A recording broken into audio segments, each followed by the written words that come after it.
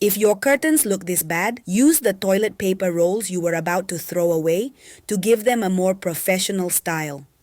Take the curtains off the rod and pay close attention to this step to do it right. Insert the first ring onto the rod with the body of the curtain facing forward. Then, place a toilet paper roll and add another ring. Now, place the next ring in the opposite direction. Repeat this process several times until you fill the entire curtain rod. I'll speed up the video so you don't get bored. When you place the last roll, cover it with a ring facing the opposite direction.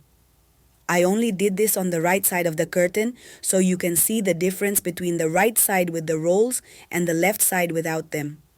Just look at the difference between both sides. You can do the whole thing at home and let me know how it went.